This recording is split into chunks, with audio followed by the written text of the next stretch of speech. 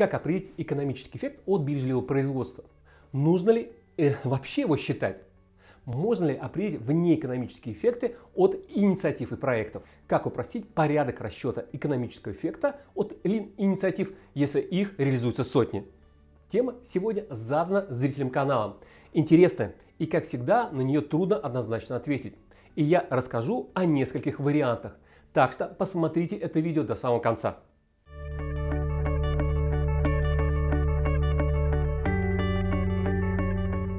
Всем миром! Меня зовут Сергей Литин. Я продолжаю делать видео, несмотря на события февраля 2022 года.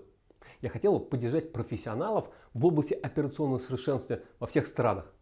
И благодарен своим подписчикам, которые оказывают поддержку моему каналу. Я также с пониманием отнесусь ко всем критическим комментариям, если они будут.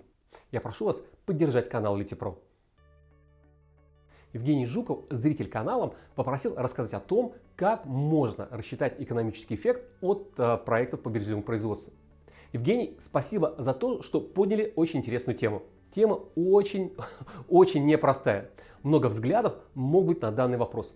В рамках этого видео я сначала хотел бы поговорить об общих проблемах при расчете экономического эффекта, затем поделиться методикой расчета, а в самом конце дать несколько советов по упрощению процедуры расчета экономического эффекта. Это может быть актуально для компаний, где реализуется много проектов по улучшению и внедряется значительное количество инициатив сотрудников.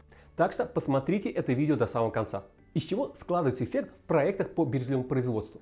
Для ответа на вопрос я хотел бы напомнить, в каких направлениях решает задачи Lean 6 Sigma.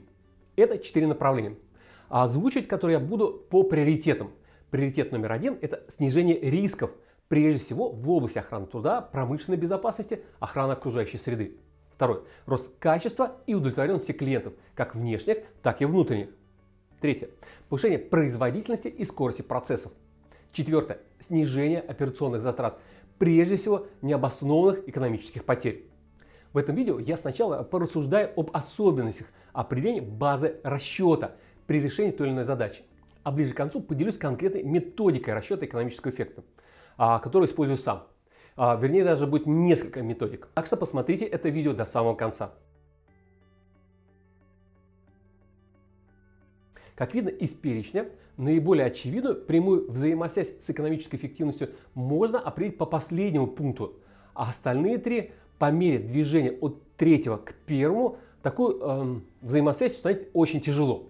Действительно, как оценить экономическую эффективность от снижения рисков?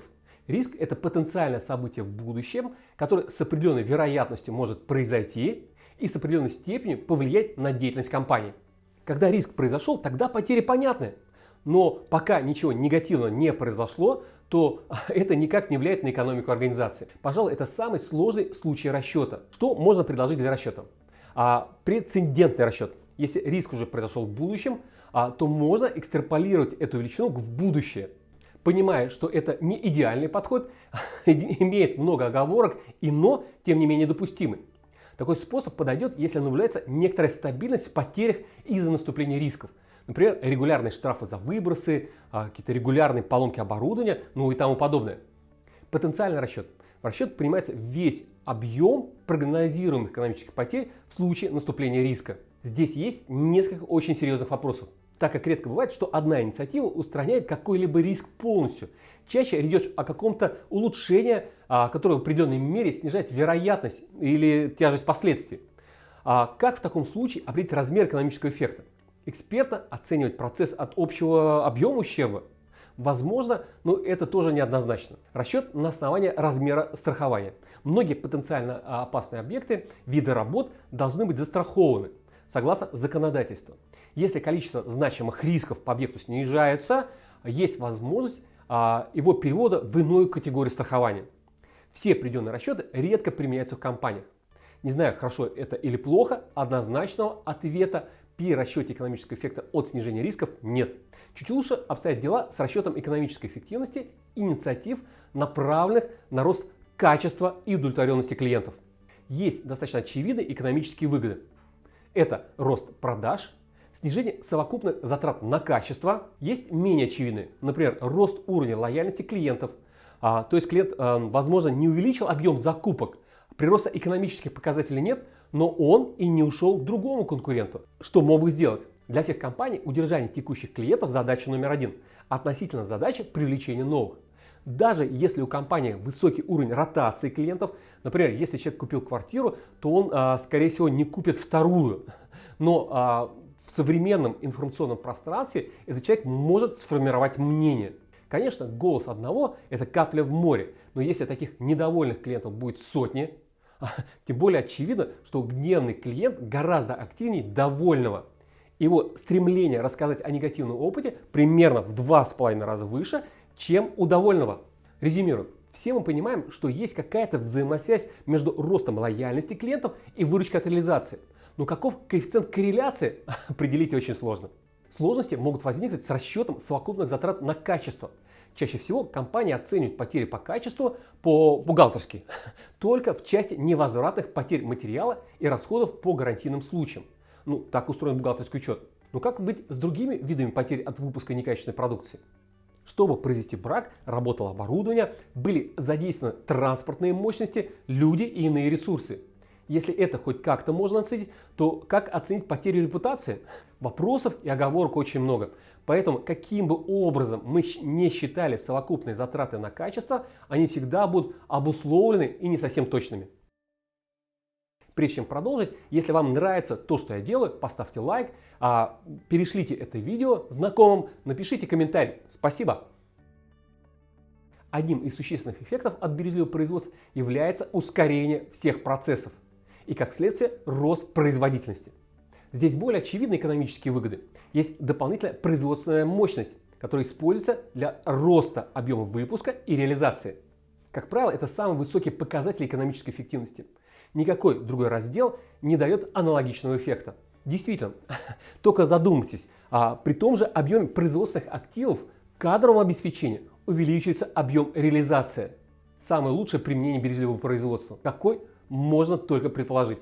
Так бывает часто, но есть случаи, когда рост производительности невозможно конвертировать в дополнительный объем продаж. Рыночная позиция компании не позволяет этого сделать. В таком случае экономическая эффективность может скрываться в сокращении трудоемкости, ликвидации сверхурочной работы, сокращении расходов энергетики и прочих затрат, связанных с тем, что тот же объем продукции выпускается за меньшее время.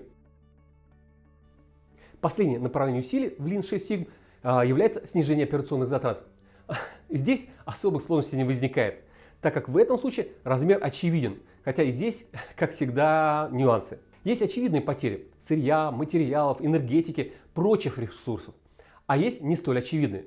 Такого рода потерям, над которыми следует поразмыслить, относятся все виды избыточных и труднооборачиваемых или неликвидных запасов, избыточной площади, оборудования, инструмент, машины, механизмы, труднооборачиваемое сырье и материалы, незавершенное производство, готовая продукция. Подчас в учете такого рода активы не отражаются как потери, и бывают даже случаи обратного эффекта. Приведу пример. На складе долгие годы лежал неиспользуемый материал, скажем, на 1 миллион рублей. Причины закупки сейчас мы не рассматриваем. Есть факт. Материал есть, и он лежит без движения. Средства заморожены. Материал потихоньку деградирует, пройдет еще какое-то время, и он будет полностью непригоден. Придется его утилизировать. После реализации проекта по сокращению неликвидных запасов материал был продан за 800 тысяч рублей, так как за время хранения потерял некоторые свои потребительские свойства. Что мы имеем по итогу в учете? 200 тысяч рублей убытка. И это абсолютно верно. И с такими случаями я сталкивался, складывается парадоксальная ситуация. Все понимают, что действия были совершенно правильны. Без такого проекта потери бы были в несколько раз больше при полном списании через какое-то время. Но прямолинейный счет показывает убытки в результате внедрения бережливого производства. Я дам рекомендации по возможным действиям в таких случаях ближе к концу. Так что посмотрите это видео до самого конца. Прошу вас поддержать развитие канала LitiPro, поставьте лайк, сделайте репост, напишите комментарий. Спасибо! Какую методику применяю я при расчете экономического эффекта по проектам по росту операционной эффективности? Сейчас все расскажу. Прежде я оговорюсь, что ряд компаний подходит чрезвычайно скрупулезно к расчету экономического эффекта, практически как к инвестиционному обоснованию. Это здорово и, знаете, очень затратно. особенно если в компании реализуются десятки проектов по непрерывному совершенствованию. Детальность обоснования – хорошо. И при этом все же задумайтесь о загрузке экономических служб, на которые может лечь серьезная нагрузка по обоснованию экономического эффекта. Необходимо найти компромисс между скрупулезностью расчетов и затратами усилий по сбору и обработке информации. Я в последнее время все больше склоняюсь к упрощенному расчету экономического эффекта. И да, все это приводит к значительным обобщениям и допущениям. Можно ли к таким расчетам придраться? Да запросто. Если вы не можете с этим мириться, наращивайте возможности ваших экономических подразделений. Выделяйте больше ресурсов на расчет экономического эффекта. И последняя ремарка. В моей практике есть примеры, когда системные лидеры, директора по экономике и финансов отказываются от расчета экономического эффекта, не видя в них никакого практического смысла, разве что используют их в различных презентациях для придания большей весомости Lean-программе.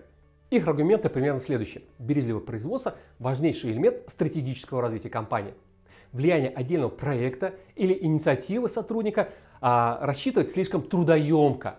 Для операционной эффективности важнее отслеживать не денежные показатели, например, количество претензий от клиентов, производственная мощность предприятия, неудовлетворенный спрос, оборачиваемость запасов, и тому подобное. Любые расчеты экономической эффективности от программы Lean очень условны и подчас не имеют однозначной подтвержденной базы расчетов. И исходя из этого, они не считают экономический эффект или делают это по максимально упрощенной схеме.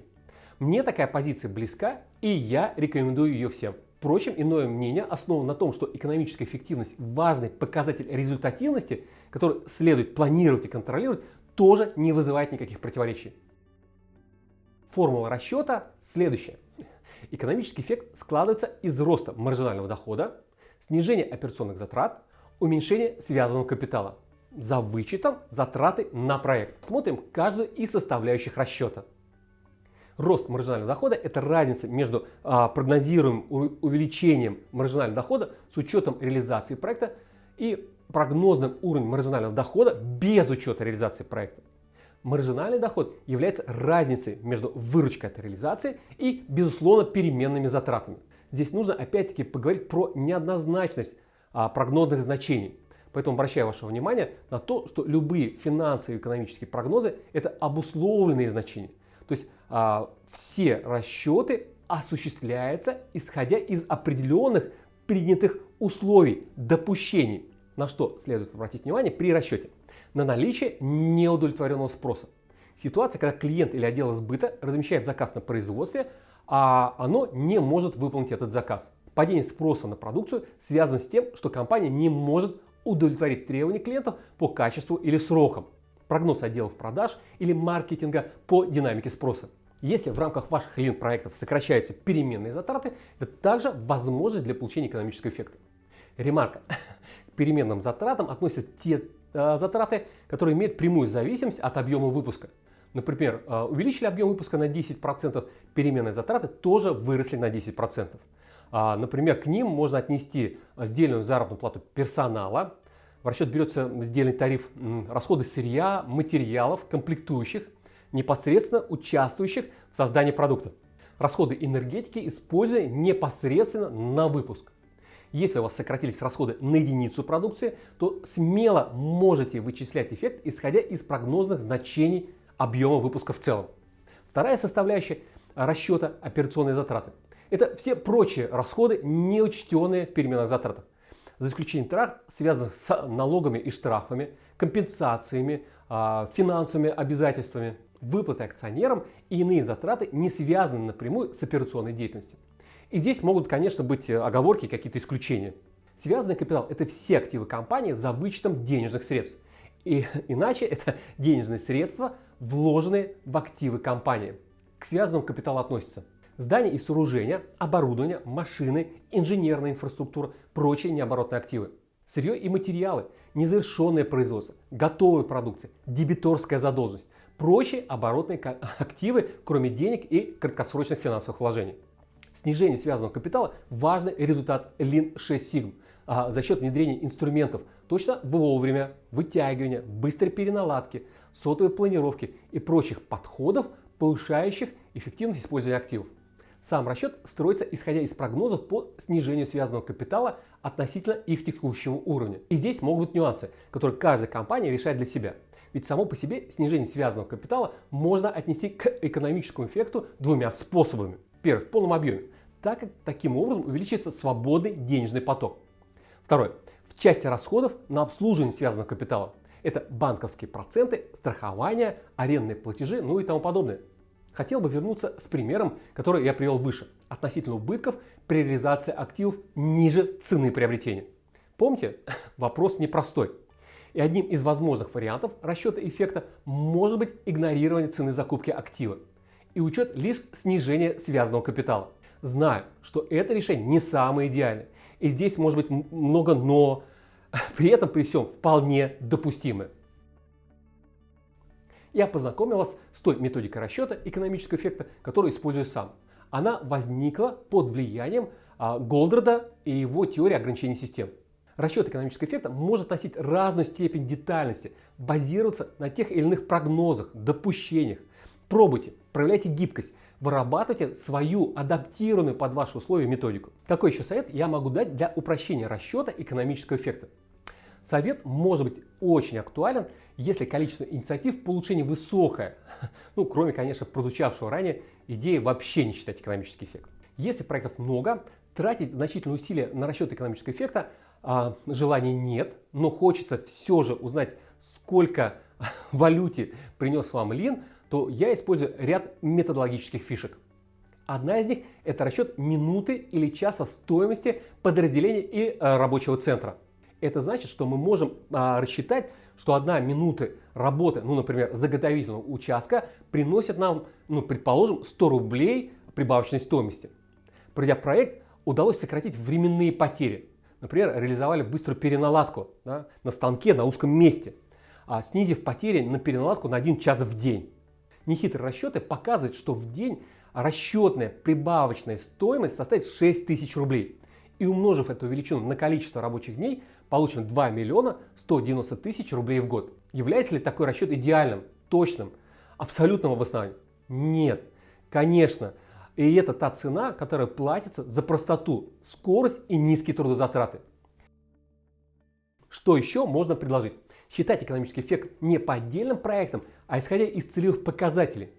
То есть тех метриках, которые характеризуют общее состояние дел в области операционной эффективности. Здесь также могут быть сложности с влиянием различных факторов. Но в любом случае это будет проще. А на сегодня это все. Вы лучшая аудитория. Всем мира. Увидимся.